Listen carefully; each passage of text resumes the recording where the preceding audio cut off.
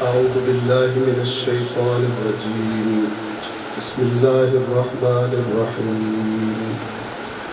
الحمد لله الذي نزل الفرقان على عبده ليكون للعالمين نذيرا، والصلاة والسلام على نبيه وصفيه الذي أرسله شاهدا ومبشرا ونذيرا وداعيا إلى الله بإذنه وسراجا منيرا، وعلى أهل بيته الذين أذهب الله عنهم الرجس وطهرهم تطهيرا.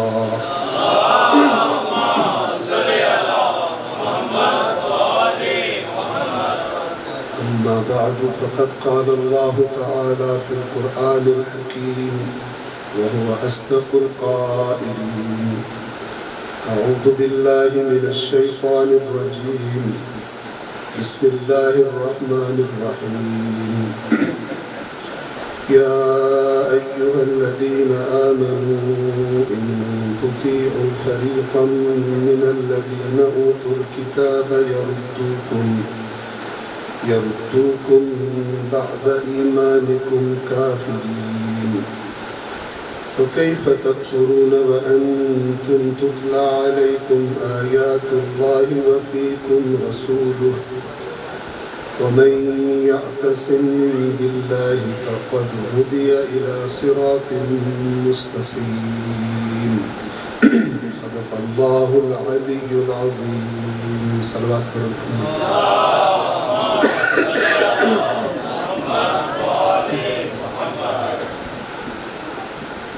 آپ مومنین کی خدمت میں قرآن کریم کی سورہ مبارکہ آل عمران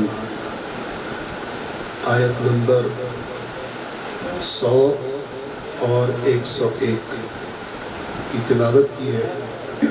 ان آیات کا ترجمہ اس طرح سے ہے: یا ایھا الذین آمنوا، اے ایمان والو، ان تطیعوا فریقا من الذین اوتوا الکتاب، اگر تم نے ان لوگوں میں سے کہ جنہیں کتاب دی گئی تھی کسی فریق کی اطاعت کی، کسی گروہ کی، ان میں سے تم نے اگر اطاعت کی تو وہ کیا کریں گے؟ یردوکم، تمہیں پلٹا دیں گے، بعد ایمانکم، تمہارے ایمان لے آنے کے بعد وہ تمہیں پلٹا دیں گے. کیا بنا دیں گے؟ کافرین، کافر بنا دیں گے. وَكَيْفَ تَكْفُرُونَ، اور تم کیسے کفر کر سکتے ہو؟ کیوں کر تم کفر کر سکتے ہو؟ وَكَيْفَ تَكْفُرُونَ وَأَنْتُمْ تُتْلَى عَلَيْكُمْ آيَاتُهُ وَفِيكُمْ رَسُولُهُ، کیوں کر تم کفر اختیار کر سکتے ہو جبکہ تمہارے سامنے اللہ کی آیات تلاوت کی جاتی ہے اور تمہارے درمیان اس کا رسول موجود ہے. وَمَن يَعْتَصِمْ بِاللَّهِ، پس اور جس نے بھی اللہ کا دامن مضبوطی سے تھام لیا، فَقَدْ هُدِيَ إِلَى صِرَاطٍ مُسْتَقِيمٍ، تو یقیناً اسے ہدایت کر دی گئی صراط مستقیم کی طرف. صلوات پڑھیں محمد والے.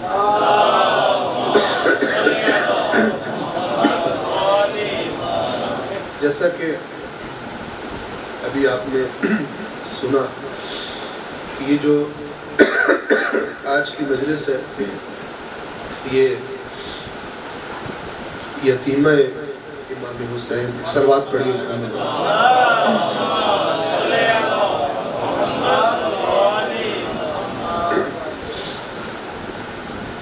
یتیمہ امام حسین علیہ السلام سے منسوب ہے. کربلا کی داستان میں جتنے کردار ہیں ان کرداروں سے ہمیں اپنے اپنے زمانوں میں ہدایت کا کوئی نہ کوئی پہلو ضرور ملتا ہے۔ یہ جو میں نے آپ کے سامنے 2 آیات تلاوت کی،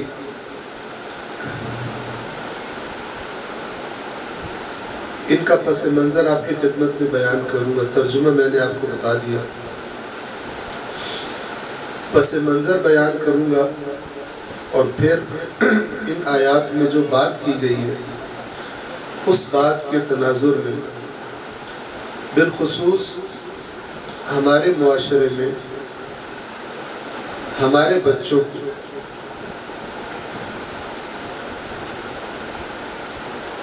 بچوں کو، اپنی آئندہ زندگیوں کے لیے کیا خطرات درپیش ہیں۔ ان میں سے ایک سب سے بڑا خطرہ جو ان کے دیندار ہونے کو لاحق ہے، وہ آپ کی خدمت میں عرض کروں، کیونکہ ہم یہ سمجھتے ہیں اور ہمارا یہ سمجھنا قرآن کریم کی آیات اور محمد و آل محمد علیہ السلام کے فرامین کی روشنی میں ہے کہ جو دین اللہ نے ہمیں دیا ہے وہ کسی ایک زمانے کے لیے نہیں تھا۔ ہمارے نبی پر ختم نبوت ہو گیا، قرآن مجید کے بعد کوئی اور آسمان سے کتاب نازل نہیں ہوئی۔ اس کا سادہ سا مطلب یہ ہے کہ اللہ تبارک و تعالی انسانوں کو کامیابی کے لیے جتنی رہنمائی فراہم کرنا چاہتا تھا اس نے کر دی۔ اب ان انسانوں کو جن کو اس نے عقلیں دی ہیں، ان سے یہ توقع ہے کہ اللہ کی اس رہنمائی سے اپنی عقلوں کو پرورش کر کے اور انہیں نشو و نما عطا کر کے اپنی زندگیوں کو انہی کے سائے میں گزارے۔ لیکن گزشتہ قوموں کی طرح جیسے یہود نے کیا، میں قرآن مجید کی آیات پڑھ کے، چونکہ قرآن کی آیات میں کوئی تکلف بھی نہیں ہے اور ظاہر ہے کہ اللہ تعالیٰ کو اپنے ووٹ یا سامعین کم ہونے کا بھی کوئی ڈر نہیں ہوتا، تو وہ پڑھ کے کچھ مزاج ایسا ہو گیا ہے کہ جو بالکل واضح اور شفاف باتیں ہوتی ہیں، چاہے بعض مزاجوں پر گراں بھی گزرے تو وہ میں کر دیتا ہوں، اور جب کی جاتی ہیں تو اب ظاہر بات ہے قرآن نے جو گزشتہ قوموں کی گمراہی کے اسباب بیان فرمائے ہیں وہ کس لیے بیان کیے؟ تاکہ قرآن پڑھنے والے جنہیں قرآن دیا گیا ہے وہ ان کاموں سے خود کو بچا لیں، ان داستانوں کو پڑھ کے خود کو بچا لیں وہ تمام اسباب جن کی وجہ سے یہودی بھی اور مسیحی بھی اپنے آپ کو ہی برحق سمجھتے تھے، اپنے آپ کو ہی جنت کا اکیلا حقدار سمجھتے تھے، جو قرآن نے بیان کیا، جبکہ اللہ نے فرمایا تم جہنمی ہو، اور یہ جو تم نے اپنے آپ کو جنت کا حقدار سمجھا ہوا ہے، ذرا اپنی زندگیوں کو دیکھو، تم نے موسیٰ کے دین کی شکل بھی بگاڑ دی، تم نے عیسیٰ کے دین کی شکل بھی بگاڑ دی۔ تو جو موسیٰ اور عیسیٰ تمہیں حکم دے کر گئے تھے وہ نہیں کرتے، لیکن موسیٰ اور عیسیٰ کی برکت سے جنت میں ضرور جانا چاہتے ہیں۔ تو یہ انحراف اور یہ گمراہی اللہ نے قرآن میں واضح طور پر بیان کر دی۔ تو میں عرض کروں کہ بہت سارے معاملات میں امت مسلمہ نے بھی وہی طریقہ اپنایا، وہی روش اپنائی اور غلط طرف نکل چکے کہ جو اس سے پہلے یہود و نصارہ کر چکے، اور اللہ نے عبرت کے لیے ان کی داستانیں بڑی کھول کر قرآن کریم میں بیان فرمائی۔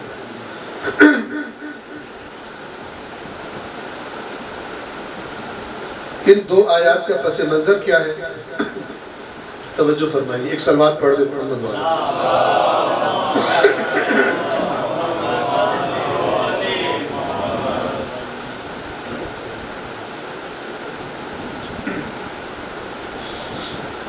جب اللہ کے نبی ہجرت فرما کر مکہ سے مدینہ تشریف لا چکے، مدینہ میں ایک کثیر تعداد اللہ کے نبی کے آنے سے پہلے اسلام قبول کر چکی تھی۔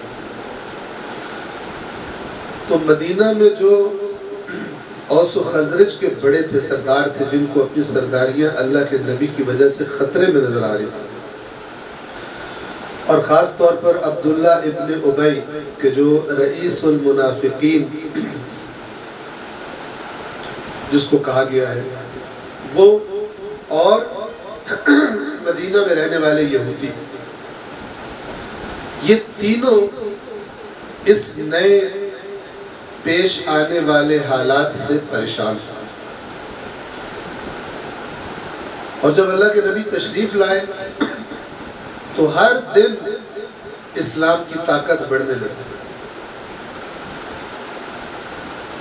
ایک ایک نقطہ جو ہے وہ قابل توجہ ہے اور قابل عبرت ہے۔ یہ جو اوس اور خزرج تھے یہ یہودی نہیں تھے، یہ مشرک تھے، کافر تھے، اہل کتاب نہیں تھے، جبکہ یہودی اہل کتاب تھا۔ اوس اور خزرج کی بہت پرانی دشمنیاں تھیں، بہت ساری جنگیں آپس میں لڑ چکے تھے، ایک دوسرے کے بہت سارے قتل کیے ہوئے تھے، اور اللہ کے نبی کے آنے سے کچھ عرصہ پہلے بھی ان کی ایک بڑی شدید جنگ ہوئی تھی۔ لیکن آپ دین کی برکت دیکھیے کہ ایمان قبول کرنے کے بعد یہ آپس میں بھائی بھائی بنے۔ فلان نے فلان کا کوئی رشتہ دار قتل کیا، قریبی قتل کیا، بھائی قتل کیا، باپ قتل کیا، انہوں نے بلا دیا۔ اور آپ سب نے سنا ہوا ہے، پڑھا ہوا ہے، اللہ کے نبی نے اخوت قائم کی مدینے میں آ کر۔ اللہ کے قرآن کا وہ حکم کہ انما المؤمنون اخوہ، مومن تو بس سے مراد ہے ایک رشتہ ہے مومنوں کا آپس میں، اور وہ کیا ہے؟ بھائی بھائی۔ ایمان لانے کے بعد یہ رشتہ جو ایمان کے ذریعے قائم ہوتا ہے، اگر کوئی نہ سمجھے اس کے ایمان میں پرابلم ہو، ورنہ اللہ نے ایمان کا رزلٹ کیا بتایا؟ بھائی بھائی ہوگا۔ اگر کوئی نہیں بنتا اس کا مطلب ہے ایمان میں کوئی گڑبڑ ہے، کوئی نقص ہے۔ تو اللہ کے رسول نے انہیں بھائی بھائی بنا دیا۔ اس سے یہودی اور پریشان ہوئے، اور وہ کوشش کیا کرتے تھے کہ کسی طرح جب محفلوں میں مل کے بیٹھتے تھے، مدینہ کوئی بہت بڑا لاہور یا کراچی تو نہیں تھا، آج کل کے سمجھ لیں کسی بڑے گاؤں جتنا ہوگا، سب ایک دوسرے کو جانتے تھے۔ تو جب کبھی یہ اکٹھے ہو کے بیٹھتے تھے تو یہودی کوشش کرتے تھے کہ اوس میں سے کسی بندے کو جو ذرا جذباتی ہے، خزرج میں سے کسی بندے کو جو ذرا جذباتی ہے، پچھلی داستانیں سنا کے ایک دوسرے کے گلے ڈال دیا۔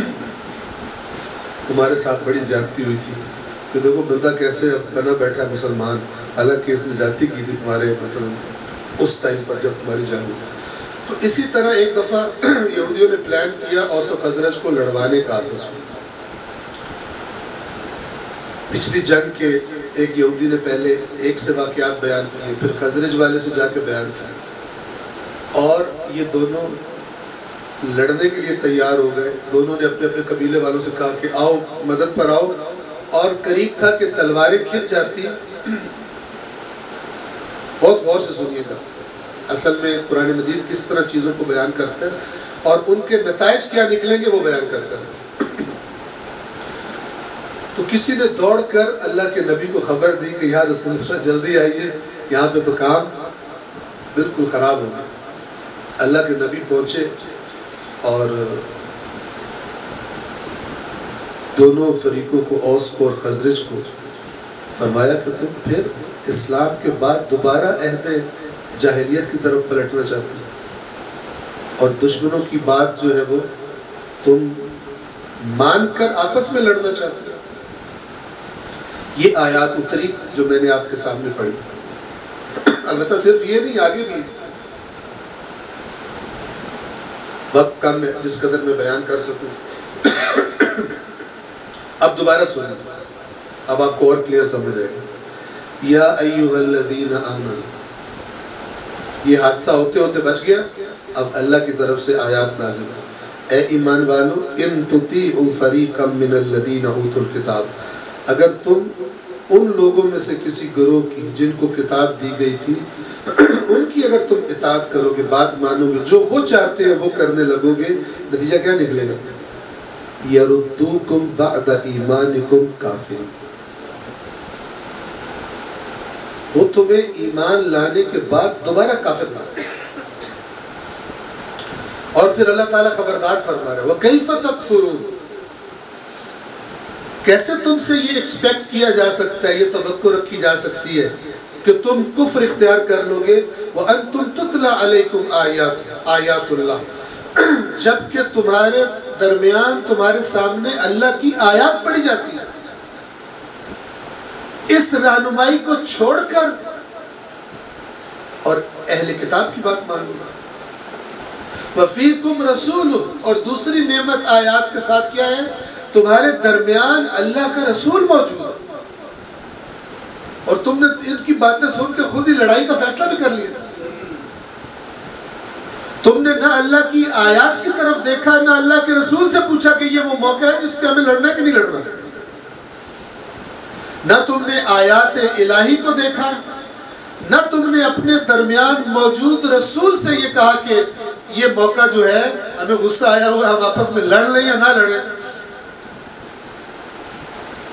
یہ دو نعمتیں ہم نے تمہیں ایسی دی ہیں کہ جس کے بعد تم سے توقع ہی ہم نہیں رکھتے کہ تم پھر کسی غیر مسلمان کی بات مان کر آپس میں لڑ پڑے.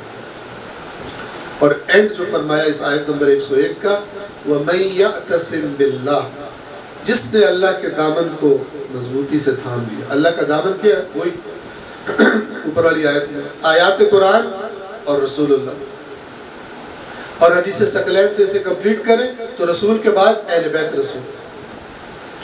وَمَن يَعْتَصِم بِاللَّهِ, جس نے اللہ کے دامن کو مضبوطی سے تھام لیا, نہ چھوڑا, فَقَدْ هُدِيَ إِلَىٰ صِرَاطٍ مُسْتَقِيمٍ, تو یقیناً اس کی ہدایت کر دی گئی سیدھے راستے کی طرف.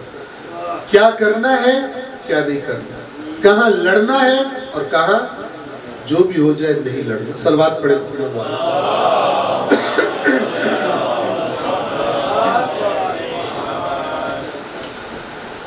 آپ سوچ رہے ہوں گے اس پوری بات کا جناب سکینہ سے کیا تعلق؟ بڑا گہرا تعلق. ہم جناب سکینہ کے مقدس اور بابرکت وجود سے یہ پیغام لیتے ہیں.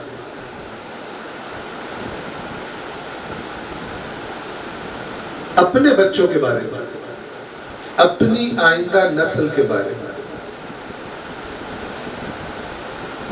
ہمارے زمانے کے حالات کیا ہیں؟ ہم اپنے بچوں کو ان کے دنیاوی مستقبل کو روشن بنانے کے لیے مجبور ہیں کہ ہم ان کو بہترین تعلیمی اداروں میں بھیجیں. حتیٰ کہ جن کا بس چلتا ہے وہ ایک لیول تک یہاں پڑھانے کے بعد پھر ان کو باہر بھیجتے ہیں, یورپ بھیجتے ہیں, امریکہ بھیجتے ہیں, کینیڈا بھیجتے ہیں, آسٹریلیا بھیجتے ہیں. بعض ممالک کے جو اپنی تعلیم کے لیے پوری دنیا میں ایک اہمیت رکھتے ہیں. یہ اہتمام اپنی جگہ پر بہت اچھا ہے اور ضرور کرنا چاہیے. والدین کو اپنے بچوں کی تعلیم کے لیے کوئی کمی نہیں کرنی چاہیے. صلوات پڑھ لیں محمد والے.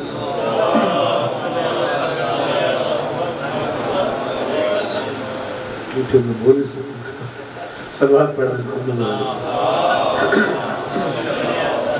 آپ سے معذرت چاہتا ہوں، اس کو تھوڑا تھوڑا برداشت کرتے رہے. صلوات پڑھ دیں.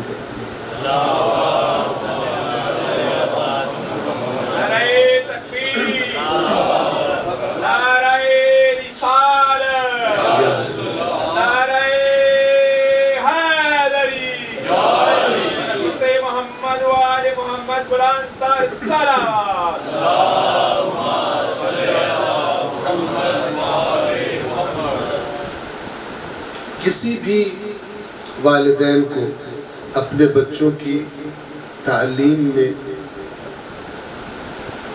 کوئی کمی نہیں کرنی چاہیے. یہ بات اپنی جگہ پر بالکل حق ہے اور ضروری ہے، تاکہ دنیاوی میدان میں مختلف شعبوں میں ہم لوگ پیچھے نہ رہ جائیں. بس اس کو ذہن میں رکھیے گا.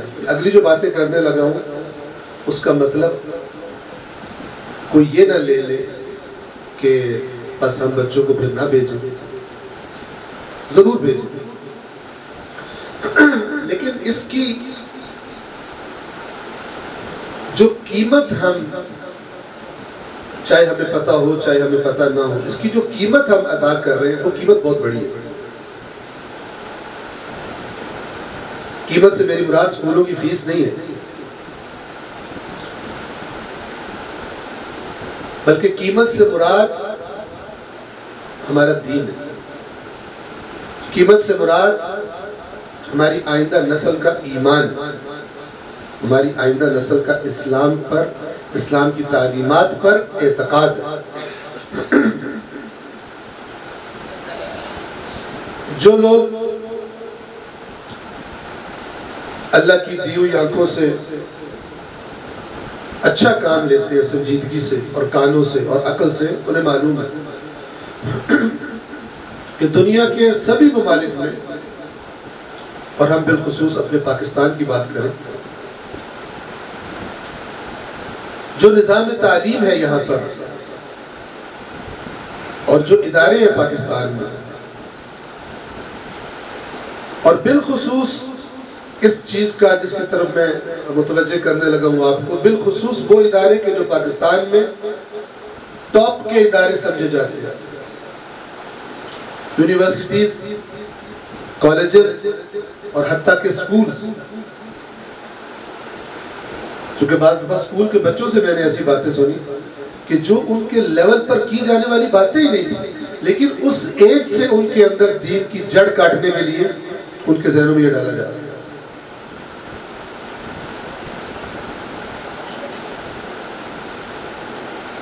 آپ کو ایگزامپل دے دوں، مثلاً ایک بچے نے، میں نے ادھر ہی شادمان میں قصر بطول جو ہے وہاں پر فجر کے بعد ایک درس قرآن ہوتا تھا، وہاں پہ میں نے بات کی کہ مجھے ایک یونیورسٹی کی بچی نے یہ بات بتائی ہے. تو اس درس کے بعد ایک بچہ آ گیا، 8th کلاس کا تھا وہ. اس نے کہا ہماری ٹیچر نے بھی کلاس میں یہی بات کی. آپ اندازہ لگائیں. اور وہ بات کیا تھی؟ وہ بات یہ تھی کہ، اور دونوں کی بات ایک ہی ہونا اس کا مطلب ہے کہ کسی ایک جگہ سے آ رہی ہے، کہ بچوں کو کلاس روم میں ٹیچر ان کی کہتی ہے کہ قرآن کریم میں جو قوم لوط کو عذاب ہوا ہے وہ اس لیے نہیں ہوا کہ وہ ہم جنس پرست، وہ گیز تھے. کیونکہ آپ کو پتہ ہے یہ LGBTQ، ٹھیک ہے نا، یہ ایک تحریک ہے پوری دنیا میں جس کی زد میں پوری دنیا آئی ہوئی ہے، اور اس کو پروموٹ کرنے میں اہم ترین کردار ہم دیکھتے ہیں. ظاہر یہ لوگ، اس قسم کے لوگ مختلف ملکوں میں اپنی پریڈز کرتے ہیں اور اپنے جناب جلوس نکالتے ہیں کہ ہم بھی ہیں دنیا میں، ہم جنس پرست مرد، ہم جنس پرست عورتیں. لیکن سب سے بڑا میدان جہاں پہ اس چیز کو پروموٹ کیا جا رہا ہے وہ تعلیمی ادارے ہیں. اور چونکہ مختلف پاکستان کے شہروں میں مجالس اور درسوں کے سلسلے میں گھومتا رہتا ہوں، تو ہر کچھ عرصے کے بعد کسی ایسے بچے سے ملاقات ہوتی ہے، بچی سے ملاقات ہوتی ہے، یا پیرنٹس پریشان ہوتے ہیں ہمارا بچہ یہ باتیں کرتا ہے۔ یہ وہ قیمت ہے جس کی طرف میں آپ کو اشارہ کر رہا ہوں کہ ہم اپنے بچے کے دینی شعور میں ہم میں سے اکثر دیکھا دکھائی کے مومن ہیں۔ ہم نے آنکھیں کھولی، ہم نے ہوش سنبھالا، ہم نے شیعہ گھروں میں آنکھیں کھولی، فلان نے بریلوی گھر میں آنکھ کھولی، فلان نے دیوبندی گھر میں آنکھ کھولی، جس طرح سب کو چلتے دیکھا بھیڑ کی طرح پیچھے چلنا شروع ہو۔ عقل اور شعور میں پرکھ کر اس نے چیز کو قبول نہیں کیا، جو سنتا رہا وہ اڈاپٹ کر لیا۔ اس طرح کے مذہبی لوگ، ان کی مذہبی فکر کی عمارت بہت ہی کمزور بنیاد پہ کھڑی ہوتی ہے۔ آپ اس کو ایک ایسا پودا سمجھ لیں جس کی جڑ زمین میں گہری نہیں ہے، اگر کوئی ٹیکنیکل بندہ تھوڑا سا بھی کرے اکھڑ جائے گا۔ لہٰذا ہم آئے دن والدین سے سنتے ہیں ہمارا بچہ ایتھیسٹ ہو، رسم ساری کرتا ہے، رسم ساری ادا کرتا ہے، لیکن ہے ایتھیسٹ۔ ایتھیسٹ کیا مطلب؟ یعنی اللہ کو نہیں مانتا۔ ہمارا بچہ جناب ہم سے لڑتا ہے کہ یہ جو جنسی تعلقات ہیں اس کے بارے میں اسلام غلط ہے، تو ان دونوں بچوں کو، ایک یونیورسٹی والی بچی کو اور ایک اسکول والے بچے کو، ٹیچر نے کیا کہا تھا کہ قوم لوط کو جو عذاب ہوا ہے وہ اس وجہ سے نہیں ہوا کہ وہ ہم جنس پرست تھے، بلکہ اس لیے ہوا تھا کیونکہ وہ ڈکیتیاں کرتے تھے۔ تو میں نے اس بچے سے تو نہیں، جس نے مجھے پہلی دفعہ بات کی تھی، میں نے اسے پوچھا کہ بیٹا آپ نے جب آپ کی ٹیچر نے یہ کہا تو پھر آپ نے قرآن میں دیکھا کہاں لکھا ہو؟ کہتی نہیں۔ ہم نے اپنے بچوں کو دنیاوی تعلیم کے لیے تو بہت اچھے اچھے ادارے، بہت اچھے اچھے اساتذہ فراہم کیے، لیکن دینی تعلیم کے لیے، دینی شعور کے لیے امام حسین کے صدقے میں اللہ نے جو ہمیں منبر عطا کیا تھا وہ ہم نے پیسے لینے دینے اور داد لینے دینے کی جگہ بنا دیا۔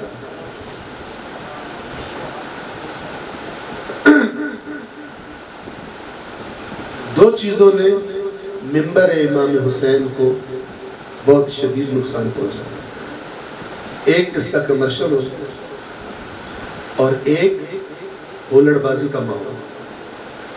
میں اسے ہولڑ بازی کہہ رہا ہوں، ہو سکتا ہے کہ اس کو برا لگے۔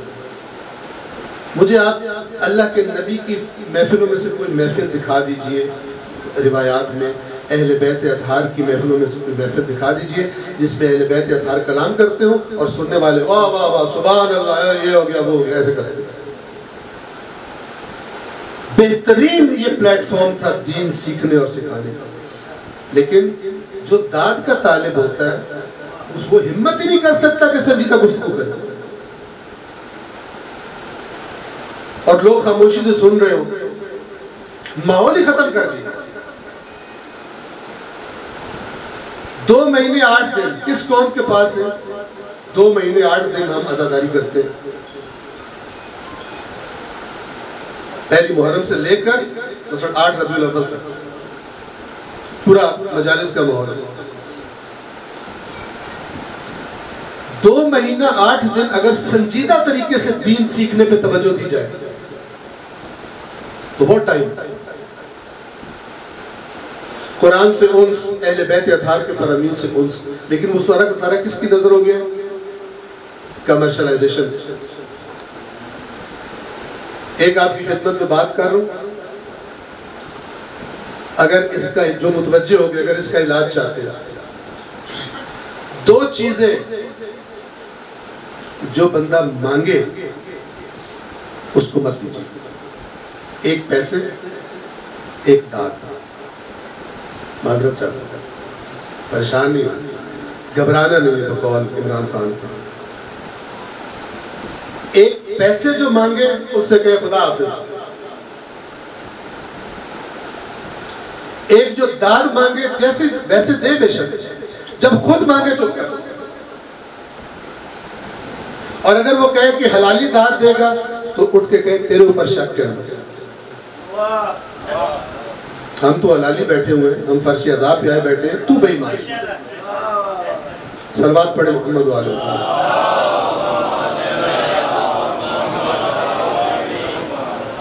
واپس آؤں میں جس بات کی طرف آپ کی توجہ کروا رہا ہوں, اگر ہم نے سنجیدہ رویہ اختیار نہ کیا تو آنے والی نسل بہت زیادہ بے دینی کی طرف راغب ہوگی. ہر وقت موبائل کی شکل میں, انٹرنیٹ کی شکل میں کیا کیا ان کے دماغوں میں جا رہا ہے. آپ کو پتہ ہے پاکستان ٹاپ پر ہے ان ممالک میں جن میں انٹرنیٹ پر پورن دیکھا جاتا ہے, فحش فلمیں دیکھی جاتی ہیں, ٹاپ پر.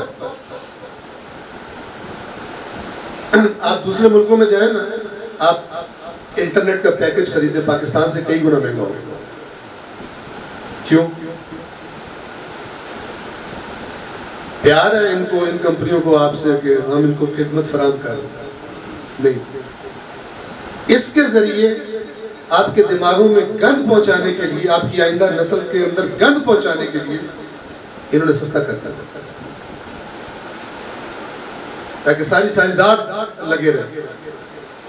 اللہ رسول نے کہا تھا شب بیداری کرو عبادتوں میں, یہ شب بیداری ایسی چیزیں دیکھنے میں صرف کرتا. اس بندے کو کیا فائدہ ہوتا ہے فرش عذاب پہ بیٹھ کے جو رات کو پھر الٹے سیدھے کام کر رہا ہو فیس بک پر یا یوٹیوب پر یا اور چیزوں پر.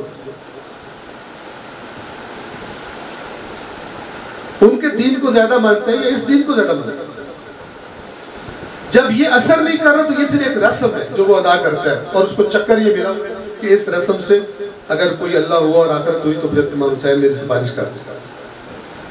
باقی اس کی زندگی پر فرش عذاب کا اثر. تو یہ جو دیکھا دکھایا اور سنا سنایا دین ہے, اس کی جڑ بہت کمزور ہوتی ہے. جب کوئی ٹیکنیکل بندہ, نالج رکھنے والا بندہ آ کر حملہ کرتا ہے ایسے بچے یا بڑے کے دماغ پر اٹیک کرتا ہے, بڑے ذرا کم گرفتار ہوتے ہیں چونکہ وہ چلے ہوئے کارتوس ہوتے ہیں, انہوں نے چینج ہو بھی جاتے. لیکن بچہ اگر بدل جائے, بچے کے دماغ میں اگر ایک چیز بٹھا دی جائے, وہ ہر جگہ ڈسکس کرتا ہے, اپنے دوستوں میں, اپنے سوشل میڈیا اکاؤنٹ کے ذریعے, ہینڈل کے ذریعے اس کو پروموٹ کرتا ہے, چونکہ اس کے اندر ایک طاقت اور جذبہ, وہ جوان ہو رہا ہوتا ہے, وہ کچھ کرنا چاہتا ہے. اب اس کو یہ بتا دیا جائے کہ یہ اسلام نے تو ظلم کیا ہوا ہے, تم حقوق انسانی کے لیے آواز اٹھاؤ, وہ اپنے آپ کو بڑا چیمپئن سمجھ رہا ہوتا ہے کہ میں تو بہت ہی شجاعت کا کام کر رہا ہوں. آپ کے ملک کے تعلیمی اداروں میں ٹیچرز کے ذریعے, اساتید کے ذریعے بہت ہی منظم انداز میں اینٹی دین نظریات, اینٹی ریلیجن, اینٹی اسلام نظریات وہ ان کے ذہنوں میں انجیکٹ کیے جا رہے ہیں. اور بھیجا ہم نے کس لیے تھا؟ دنیاوی مستقبل روشن کرنے کے لیے. لیکن قیمت کیا ادا کر رہے ہیں؟ دینی مستقبل تاریخ کر رہے ہیں. یہ اس سے ملتی جلتی داستان خود یورپ میں ہو چکی. یورپ میں ایک زمانے میں مذہب کی حکومت تھی, چرچ کی حکومت تھی. کیا کیا وہاں پر؟ اصل میں تو لیڈر شیطان ہے نا, اللہ کے خلاف فوجوں کا لیڈر شیطان. مذہبی لوگوں نے جب صحیح منطقی عقلی رویہ نہیں اپنایا تو خاص طور پر اس زمانے میں, جس زمانے میں سائنس نے اٹھان لی تھی, نئی نئی چیزیں ایجاد ہوئی تھی, اور چرچ جو ہے فتوے پہ فتوے دے رہا تھا سائنسدانوں کے خلاف. گیلیلیو کے خلاف فتویٰ دیا, یہ مرتد ہو گیا. مرتد کیوں ہو گیا؟ اس نے ٹیلیسکوپ کے ذریعے دیکھ کے یہ بتایا تھا کہ تمہارا جو عقیدہ ہے کہ زمین سینٹر میں ہے, باقی سب کچھ گھومتا ہے زمین کے گرد, یہ غلط ہے. اصل میں زمین گھوم رہی ہے سورج کے. انہوں نے کہا مرتد ہو گیا. چاہے ہوتے ہیں آپ, تم پہلے اسے جا کے پوچھو کیسے کہہ رہے تھے, وہ تمہیں دکھائے کہ یہ ہو رہا ہے. ان عقل کے اندروں نے کیا کیا؟ فتویٰ لگا دیا, اس کو نظر بند کر دیا گھر میں. خیر اس کی داستان لمبی ہے. اسی طرح کی کئی چیزیں کیا سبب بنی؟ لوگ دین سے, ان بظاہر دینی لیڈرز کی سبب دین سے متنفر نہ شروع ہو، پروپیگنڈا شروع ہو معاشرے میں. اگر یہ اللہ کے نمائندے ہیں جیسے تمہیں کہتے ہیں، تمہارے اور اللہ کے درمیان یہ لوگ لنک ہیں، یہ فادرز یا مثلا پوپ اور فلان، تو پھر یہ جو سائنس تمہاری زندگیوں میں انقلاب پیدا کر رہی ہے، تمہیں سہولتیں دے رہی ہے، تمہیں دوائیاں بنا کے دے رہی ہے، پھر یہ کیوں نہیں کرتے؟ اگر یہ سارے ہر چیز جاننے والے اللہ کے نمائندے ہیں تو اللہ ان کو بتاتا کیوں نہیں؟ دنیاوی معاملات پر صحیح توجہ نہ دینے کا نتیجہ پیچھے رہ جانے. آہستہ آہستہ کیا ہوا؟ عوام یورپ میں عوام دین سے متنفر ہونا شروع. پھر ایک سونے پہ سہاگا، ٹائم کم ہے مجھے اپنی بات تمام کرنی پڑے گی. سونے پہ سہاگا کیا ہوا کہ جو کیتھولک تھے ان کے مقابلے میں ایک اور فرقہ آ گیا، پروٹیسٹنٹ. کچھ لوگوں نے جب یہ حالت دیکھی تو انہوں نے کہا یہ جو کیتھولکس والا جو دین ہے اس نے بیڑا غرق کیا. تو یہ پروٹیسٹنٹ آ گئے اور پھر کیتھولکس اور پروٹیسٹنٹس کی آپس میں اسی طرح لڑائیاں شروع ہوئی جس طرح الحمدللہ شیعہ اور سنی کی لڑائی ہوئی ہے. اتنا لڑے، اتنا ایک دوسرے کو مارا، توجہ کیجئے گا ہم اس سے گزر رہے ہیں، اتنا لڑے، اتنا ایک دوسرے کو مارا کہ آنے والی نسل نے کہا اپنا یہ دین کا گن سمیٹو اور نکلو یہاں سے. تو کیا تم نے کیا دیا انسانیت کو سوائے قتل و غارت گری؟ علم کے میدان میں تم پیچھے، اور تمہیں صرف کیا کام آتا ہے؟ فتوے دینا اور آپس میں لڑنا.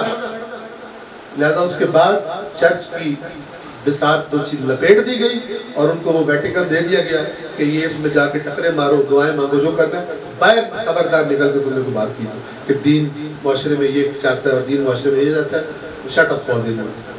اور وہاں دین کا بوریا بستر.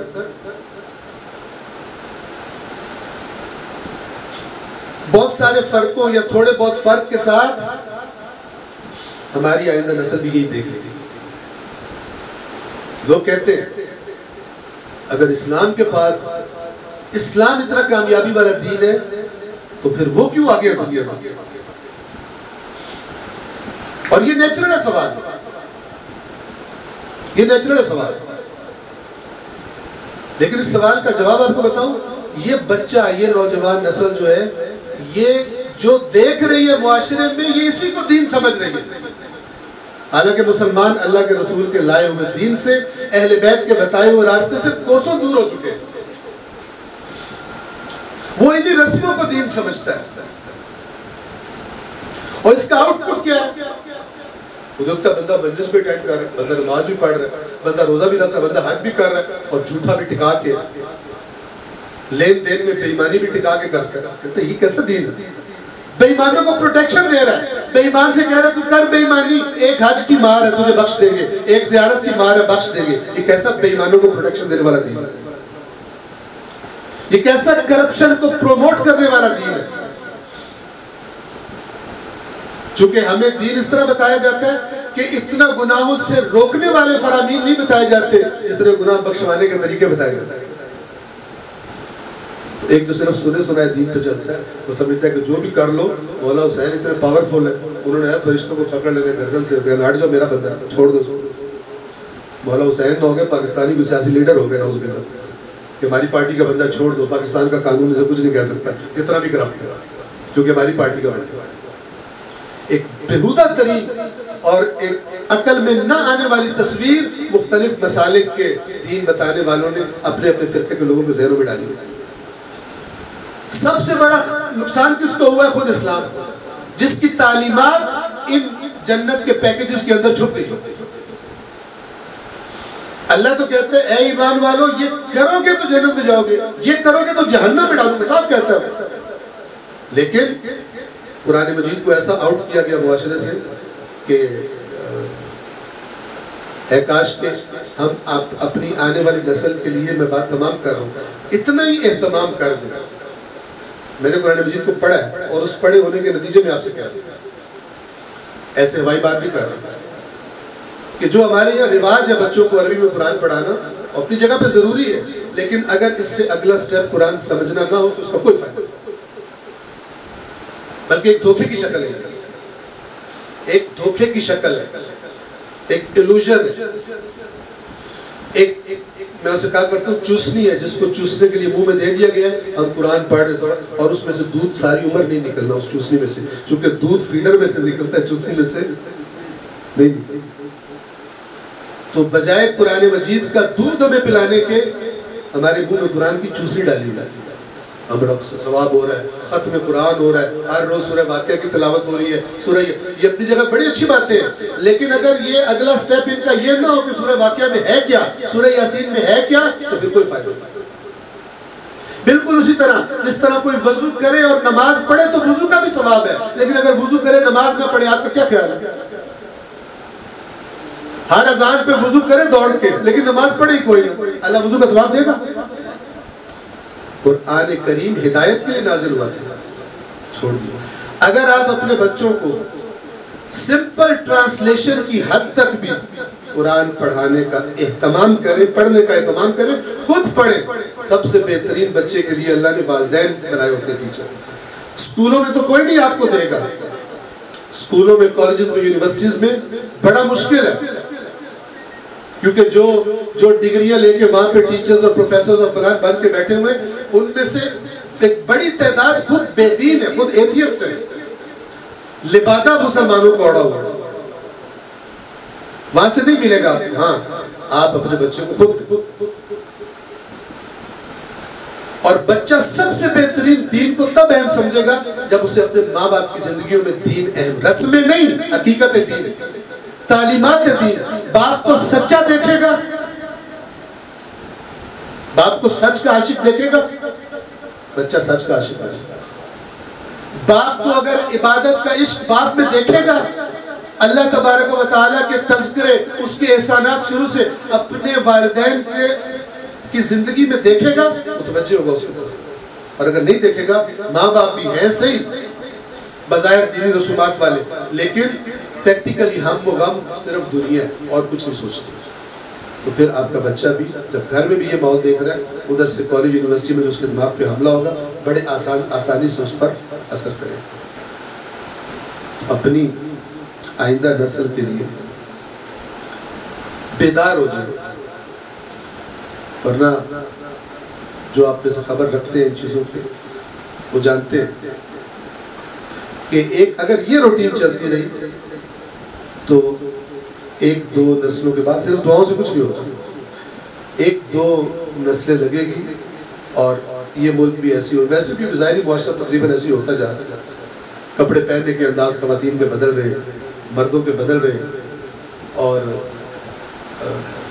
ابھی کل ہی مجھے، میں بس یہ لاسٹ بات کر دوں، کل ہی مجھے یہاں کی لاہور کی بہت ہی مشہور یونیورسٹی، جو ٹاپ کی یونیورسٹیز ہیں، تو ان میں ایک بھانجا میرا پڑھتا ہے، تو مجھے بتا رہا تھا کہ ہر قسم کے ڈریس ہوتے ہیں، تو کبھی وہ نہیں ہوا۔ تو ایک دن ایک لڑکا وہ عربی جبہ پہن کے آ گیا، عربی ڈریس جو لمبا ہوتا ہے۔ کہا ہماری ایک بہت مشہور ٹیچر ہے، بہت مشہور ٹیچر ہے، اس نے ٹویٹ کیا کہ یہ کیا مذہبی قسم کا تم نے کام شروع کر دیا۔ ویسے کوئی نکر بھی پہن لے تو کہتے ہیں بڑا بہادر، بڑا شجاع، اس کو حق ہے، رائٹ ہے، جو جیسے کپڑے پہننا چاہے، جیسے عورت پہننا چاہے، جیسے مرد پہننا چاہے، ان کو رائٹ ہے۔ اگر رائٹ ہے تو بدبخت، تو پھر یہ بھی تو رائٹ ہے۔ لیکن یہ رائٹ اور حقوق کے لفظ مس یوز ہو رہے ہیں کیا کرنے کے لیے؟ وہ چیزیں کہ جو ہمارا کلچر نہیں، انہیں پروموٹ کرنے کے لیے۔ اور اگر کوئی اپنے کلچر پہ آگے ڈٹ کے کھڑا ہو تو کہتے ہیں شدت پسند ہے۔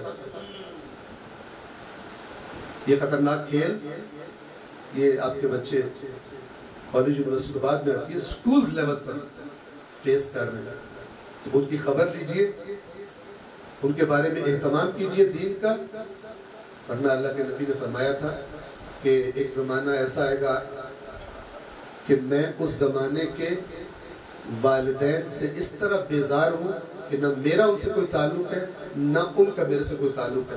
تو صحابہ نے سوال کیا، یا رسول اللہ کافر والدین؟ کہا نہیں، میرا کلمہ پڑھنے والے مسلمان والدین۔ پوچھا گیا وہ کون سے والدین؟ فرمایا جو اپنے بچوں کی دنیا کی تو بڑی فکر کریں گے، لیکن دین سکھانے کے لیے انہیں پرواہ نہیں ہوگی، حتیٰ اگر ان کا اپنا بچہ رغبت کرے گا دین کی طرف تو روکیں گے اس کو، یہ تیرے اندر کون سے جراثیم پیدا ہوگا۔ اور یہ والدین بکثرت آج کے زمانے میں پائے جاتے ہیں۔ میرے عرائض تمام، یہ بچوں کی بات میں نے کی، امام حسین کی یتیمہ بچی کو ذہن میں رکھتے ہوئے کہ جس کو امام حسین کے ساتھ ایک خاص محبت تھی۔ چند جملے امام حسین کی مظلومہ یتیم بی بی سکینہ کے لیے کہ جن کو باپ سے ایک ایسا انس تھا کہ اگر باپ کا سینہ نہیں ملتا تھا تو سکینہ کو نیند نہیں آتی تھی۔ مکاتب نے لکھا جب وہ وقت قریب آ گیا کہ سکینہ نے الوداع کرنا ہے آخری مرتبہ اپنے بابا کے ساتھ، امام حسین ایک ایک خیمے میں جا کر الوداع کر رہے ہیں اور بی بی سکینہ دور سے اپنے بابا کو دیکھ رہی ہے۔ ایک خیمے میں گئے جس خیمے میں وہ بچے اور بچیاں تھے جن کے والد ابھی جنگ میں شہید ہوئے تھے۔ داغ یتیمی تازہ تھا جن کے دلوں پر۔ عزاداروں، بی بی سکینہ دیکھتی رہی، حسین ایک ایک یتیم کے پاس جاتے، اسے آغوش میں لیتے، اس کے سر پہ ہاتھ پھیرتے، اس کے ساتھ الوداع کرتے۔ بیٹی دیکھتی رہی لیکن پاس نہیں گئی۔ کیوں پاس نہیں گئی؟ نبوت کے خاندان سے تعلق رکھتی ہے، جانتی ہے نبی کی تعلیمات میں یہ بھی ہے کہ کوئی بھی شخص اپنے بچے کو کسی یتیم کے سامنے پیار نہ کرے، کیونکہ جب یتیم دیکھے گا تو اسے اپنا مرا ہوا باپ یاد آ جائے گا۔ بس سکینہ بھی دور سے دیکھتی رہی۔ امام حسین الوداع کر کے جب خیمے سے نکلے، ذوالجناح پر سوار ہوئے، اب جو ذوالجناح کو چلانا چاہا تو دیکھا کہ ذوالجناح قدم نہیں بڑھاتا۔ حسین نے نظریں نیچے کی، دیکھا سکینہ ذوالجناح کی ٹانگوں سے لپٹی کھڑی ہے۔ امام حسین فرماتے ہیں بیٹی سکینہ اپنے بابا کو اجازت دو، اپنے بابا کو جانے دو۔ سکینہ ایک حسرت بھری نگاہ ڈال کر حسین سے کہتی ہے استسلمت للموت، بابا آپ نے بھی موت کے لیے تیاری کر لی ہے۔ چچا عباس شہید ہو گئے، بھائی علی اکبر شہید ہو گئے، میرا ششماہ بھائی علی اصغر بھی شہید ہو گیا، بابا آپ بھی مجھے چھوڑ کے جانے لگے ہو، بابا ضرور چلے جانا، ایک مرتبہ گھوڑے سے نیچے اتر آئیے۔ حسین گھوڑے سے نیچے اترتے ہیں، بابا میرے سامنے بیٹھیے۔ حسین کربلا کی ریت پر بیٹھ گئے، بی بی سکینہ چلتی ہوئی آئی، حسین کی گود میں بیٹھی، بابا مجھے اس طرح پیار کرو جس طرح لوگ یتیموں سے پیار کرتے ہیں۔ امام حسین نے اپنی بچی کے سر پر ہاتھ پھیرنا شروع کیا۔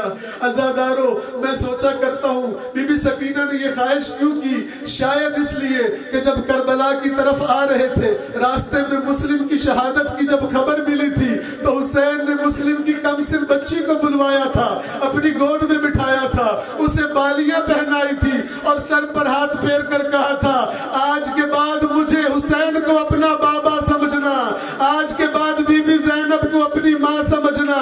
عزاداروں، شاید سکینہ اپنے بابا سے یہ کہنا چاہتی تھی کہ مسلم کی بیٹی کو تو آپ نے کہہ دیا تھا کہ میرے بعد مجھے، مسلم کے بعد مجھے یعنی حسین کو بابا کہنا، بابا مجھے بھی تو بتا دو آپ کی شہادت کے بعد سکینہ کسے بابا کہہ کر پکارے گی، سکینہ کس کے سینے پر رویا کرے گی۔